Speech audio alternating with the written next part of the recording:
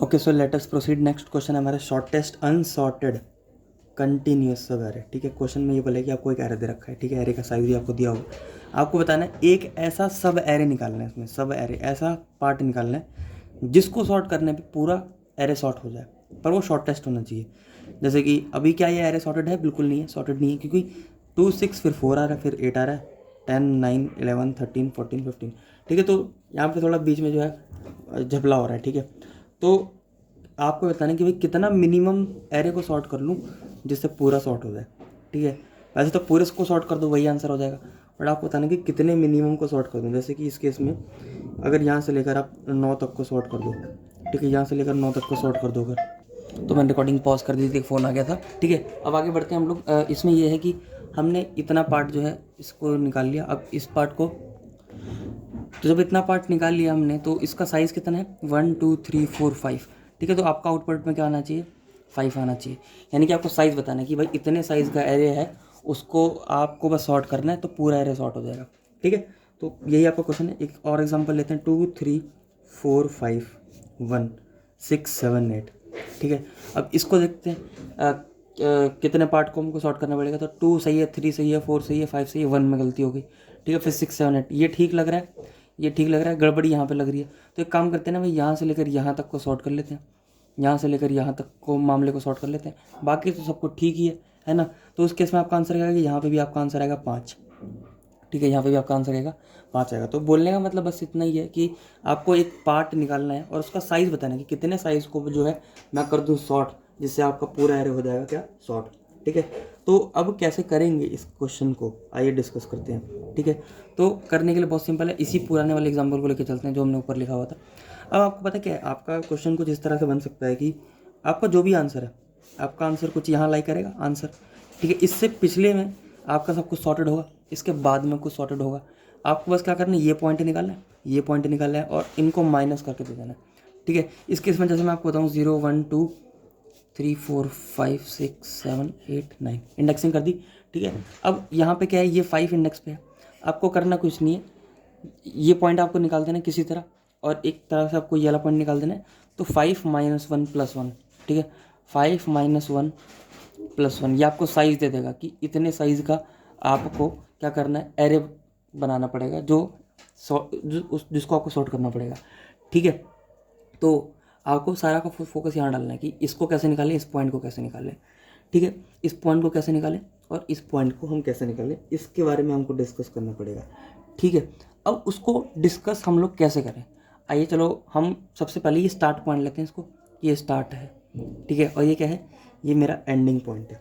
ये स्टार्ट है, ये एंड है। अब मैं एक काम करता हूँ, पहले ना एंडिंग निकालने की कोशिश करता हूँ, फिर स्टार्ट निकालने की कोशिश करूँगा।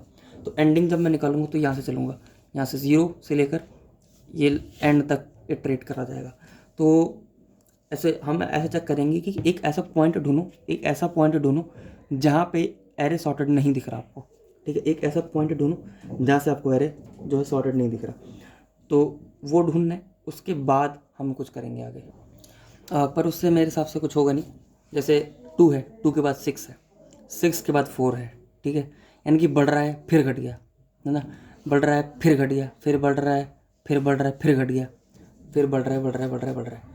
मैं पता क्या बोलना चाहता हूँ कि एक ऐसा पॉइंट जहाँ पे आखिरी घटा, फिर बढ़ते गया, बढ़ता गया, बढ़ता गया, बढ़ता गया, उसको ढूंढो। ठीक है, ये हमको ढूंढना है। तो यानी कि हमको प्रीवियसली भी कुछ डेटा स्टोर करना पड़ेगा, और ताकि हमको ये पता चले कि ये लास्ट घटा था।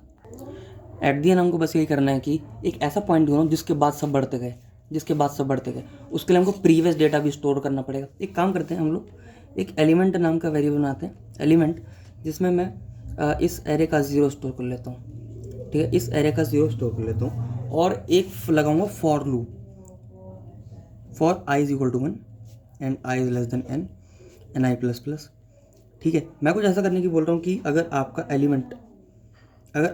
एलिमेंट जो है ये अगर ये आपका बड़ा है किससे, आपके एरे ऑफ आई से। ठीक है, ये आपका अगर बड़ा है एरे ऑफ आई से, यानी कि आपका ये वाला छोटा है, यानी कि एक डिप आपको मिला भाई, यहाँ से लेकर यहाँ तक तो इंक्रीजिंग होना चाहिए ना। तो ये आपका डिप मिला, ये आपको एक डिप मिला, और अगर आपको जहाँ भी डिप मिला वो आपका एक एंड पॉइंट हो सकता है, यही जो मैं एंड ढूंढ रहा हूँ। है ना। ये आपका एक एंड पॉइंट हो सकता है, तो and is equal to i, ठीक है। ये आपका एक एंड हो सकता है, एल्स वरना तो सिंपली यही बात है कि हमारा एलिमेंट जो है वो छोटा है और आगे वाला जो बड़ा है, और आगे वाला अगर बड़ा है तो इसको एलिमेंट बनाओ।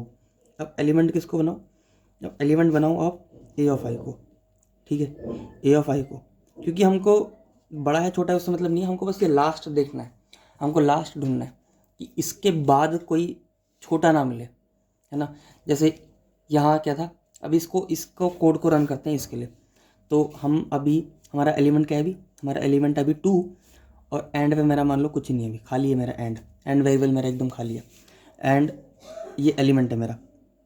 तो मैंने पहले ये कंडीशन चेक करी, 1 से चल रहा हूँ मैं, ठीक है, 6, क्या मेरा एलिमेंट बड़ा है ए ऑफ आई से, तो एलिमेंट का है मेरा 2, और एरे ऑफ आई मेरा एरे ऑफ आई भी बना लेता हूँ यार, मैं थोड़ा कंफ्यूज हो रहा हूँ ना, 6 है। तो बड़ा कौन है, एलिमेंट बड़ा है, और जब एलिमेंट बड़ा होता है, ठीक है, सॉरी उल्टा बोल रहा हूँ मैं, एलिमेंट छोटा है, जब एलिमेंट छोटा है तो ये लगा करते हैं, तो एलिमेंट को ना आप 6 बना दूंगा मैं, एलिमेंट को 6 बना दूंगा। अब आगे बढ़ा, एलिमेंट मेरा क्या हो गया, 4 हो गया, 4 हो गया।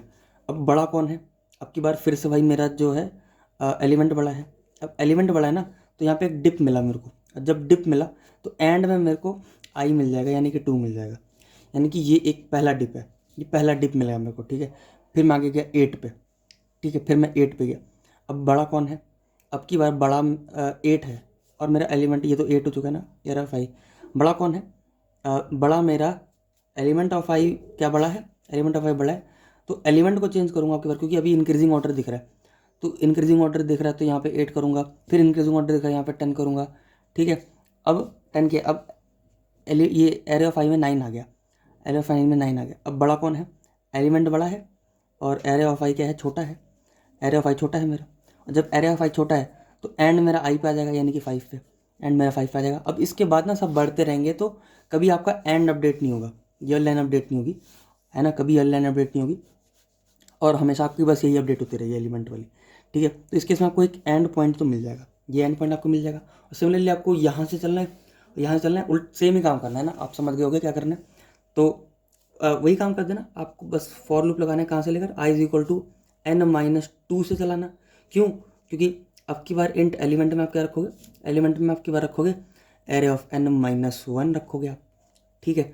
और i is greater than equal to 0 और आई माइनस माइनस, और आप बोलोगे कि अगर आपका एलिमेंट अगर छोटा है एरे ऑफ आई से, ठीक है, अगर आपका एलिमेंट जो है वो छोटा है एरे ऑफ आई से, यानी कि अब हम बस कुछ नहीं करना है, यहाँ पे चीज़ें उल्टी कर देनी है, तो आपका स्टार्ट आएगा, start is equal to i, ठीक है, स्टार्ट इज इक्वल टू आई।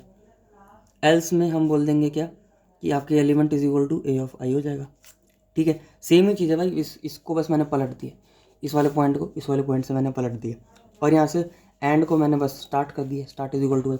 आपको रिटर्न क्या करना पता है ना, आपको एंड में, सबसे एंड में रिटर्न करना है क्या, जे माइनस आई प्लस 1, ठीक है, यानी कि अरे थोड़ा गलत लिख दिया, आपको एंड करना है and minus start plus 1, and minus start plus 1, आपको बस ये करना है, ये करोगे आपका आंसर आ जाएगा। तो थोड़ा सा कंफ्यूजिंग हो सकता है यहाँ पे जो हमने किया है, बट अप्रोच समझो, अप्रोच ये कि आपको एक ऐसा पॉइंट ढूंढना है जिसके बाद सब बढ़ते गए, और एक ऐसा पॉइंट ढूंढना है जिसके बाद सब घटते गए, कोई बड़ा नहीं।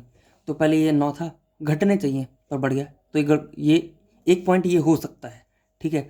तो फिर घटा, फिर बढ़ गया, बढ़ गया ना, तो ये हो सकता है। उसके बाद घटा, तो ये यही पॉइंट होगा, समझ में रहा ना मेरी बात, मतलब कि 11 था, 9 था, सही है, घटा बहुत बढ़िया, अरे बढ़ गया, जब बढ़ गया तो इसको मार्क कर लो, फिर अभी यहाँ से चालू करो, घट गया सही है, अरे बढ़ गया, तो इसको स्टार्ट मार्क कर लो, एंड माइनस स्टार्ट प्लस 1, ठीक है। तो आपको क्या है कि ये अप्रोच याद रखनी कि भाई एक ऐसा पॉइंट ढूंढो जिसके बाद सब बढ़ते गए, एक ऐसा पॉइंट ढूंढो जिसके बाद सब घटते गए, माइनस करो, आंसर पाओ, लीड कोड में इसको सबमिट करो, ठीक है, लीड कोड में सबमिट करो, नेडोज में सबमिट करो, GFG पे सबमिट करो, कहीं एक जगह आपको इसको सबमिट करना है, ठीक है। और इसके आप नोट्स बना रहे हो तो इसको भी याद रखना कि ये क्वेश्चन जो है, ये क्वेश्चन किस अप्रोच से हुआ है, ये 2 पॉइंटर मेथड से नहीं हुआ, याद रखना। ये क्वेश्चन जो है ये बस हमको बस इंडेक्स निकालना था, तो इसमें जो जो अप्रोच आपको लिखनी है वो आप लिख लेना। तो आई होप आपको ये क्वेश्चन समझ में आया। बहुत ही अच्छा क्वेश्चन था, बहुत ही इंटरेस्टिंग क्वेश्चन। इस टाइप का क्वेश्चन कभी कभार इंटरव्यू में छोटे छोटे जो है वो पूछ लेता है। तो इस वीडियो में इतने हम लोग मिलते हैं नेक्स्ट वीडियो में, तब तक के लिए बाय।